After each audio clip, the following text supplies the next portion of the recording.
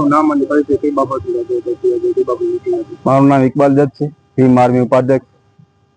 આજે અમે મીટિંગ રાખી હતી આરોગ્ય બાબતે. અત્યારે 2 દિવસ પહેલા 80મો સ્વતંત્ર દિવસ આપણે મનાવ્યો.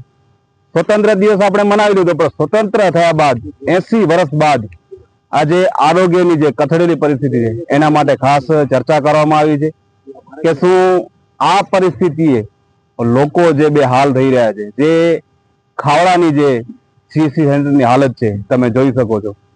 ત્યાં સીએસસી સેન્ટરમાં એક રિપોર્ટ છે કે દર મહિને 100 થી માથે ડિલિવરી થાય છે અને ત્યાં નર્સિંગ સ્ટાફ ઓછું છે, ત્યાં મશીનરી ઓછી છે. તો કેવી પરિસ્થિતિમાં ત્યાંના લોકો હાલાકી ભોગવી રહ્યા છે. ફક્ત પ્રશ્ન ખાવડાનો નથી, અહીંયા આખા કચ્છનું છે. પણ અત્યારે જ્યાં કચ્છમાં જ્યાં ખાવડામાં આપણે પરિસ્થિતિ જોઈએ તેના માટે એક મુખ્યત્વે એક મોટું મહારેલી સ્વરૂપે એક આયોજન કરવા જઈ રહ્યા છીએ. 24 તારીખે અમે કચ્છ કલેક્ટર અને આરોગ્ય શાખાને એક રજૂઆત કરવા જઈ રહ્યા છીએ કે આ જે પ્રશ્નો જે છે ત્યાંના મેડિકલ ઓફિસરે ખુદ આ લિસ્ટ આપ્યું છે, દર મહિને મહેકમ મોકલાવે છે.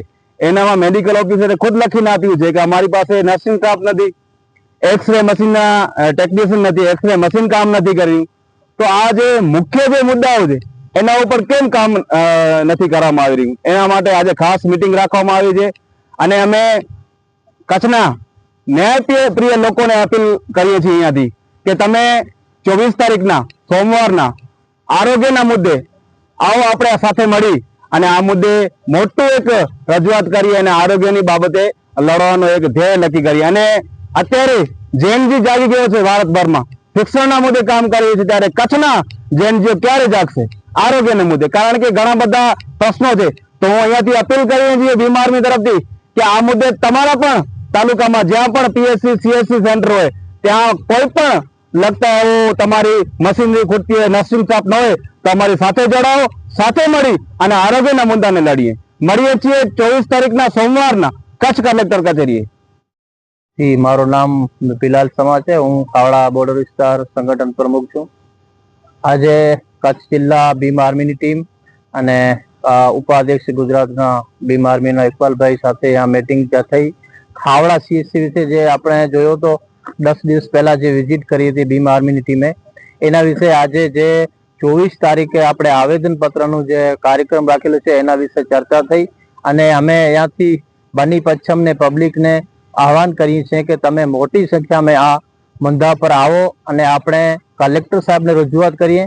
અને જે પણ આગળની જે પ્રોસેસ ભીમ આર્મી ટીમ નક્કી કરશે, 15 દિવસનું અલ્ટિમેટમ આપી ધરનાનું કહે કે આપણે છેક સુધી આ લડતને લઈ જઈએ. અને આપણું સૌથી પહેલા ફરજ બને છે કે આપણે આ ટીમને સાથ સહકાર આપી અને આપણે આ જે મેન મુદ્દાઓ છે સીએસસીના કે પીએસસીના એ આપણે કેવી રીતે હલ થાય. આપણે જોઈએ ત્યાં 26 વર્ષથી કોઈ ગાયનેક ડોક્ટરની ભરતી જ નથી થઈ.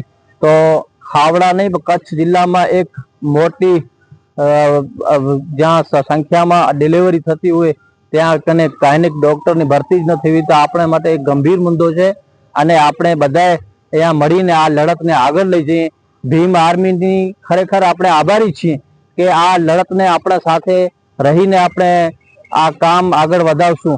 પણ આપણું સૌથી પહેલા ફરજ બને છે કે આ સરકારને જે આપણે આ મુદ્દા આગળ લઈ માટે જે જગાવશું તો જ આ મુદ્દા હલ થશે.